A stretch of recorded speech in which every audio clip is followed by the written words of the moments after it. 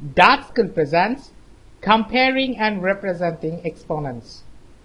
Recall that when a number is multiplied with itself a certain number of times, for example, when 2 is multiplied with itself, let's say 5 times, we can represent this multiplication sentence as an exponent as 2 raised to the 5th power. The number 2 is called the base.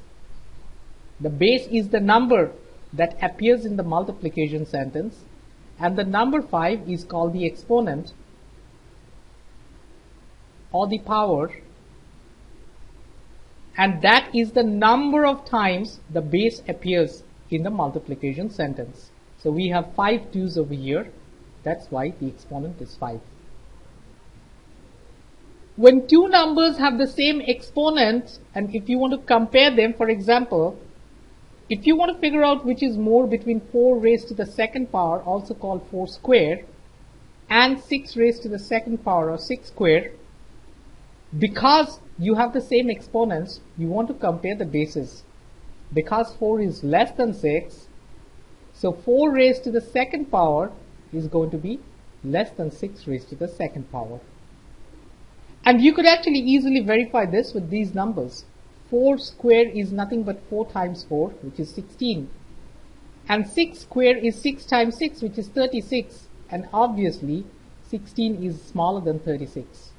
And using the same logic, you could say, for example, 9 raised to the 4th power will be more than 7 raised to the 4th power without actually going on and finding the numerical values of these two expressions.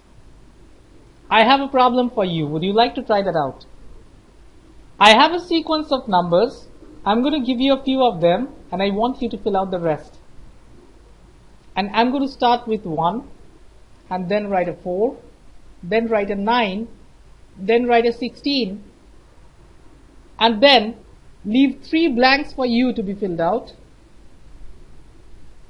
commas in between them, and then I have a 64, comma, and then another blank, and comma, then 100. Give it a try before you go ahead and find out the answers. Okay, ready? Done? I hope you found out the answers. If you haven't, this is how you should be doing it. If you look at this number 1, that's nothing but 1 square. If you look at 4, that's nothing but 2 square. Similarly, 9 is 3 square and 16 is 4 square. Do you see a pattern? 1 square, 2 square, 3 square, 4 square, and therefore the next number is 5 square, which is 5 times 5. Therefore, we have a 25 here. The one after that is a 6 square, which is 6 times 6, and that's 36. And then we have a 7 square, which is 7 times 7, that's 49. And then we have a 8 square. 8 square is 8 times 8, reason why we see a 64 there. And then we have a 9 square. 9 times 9, that's 81.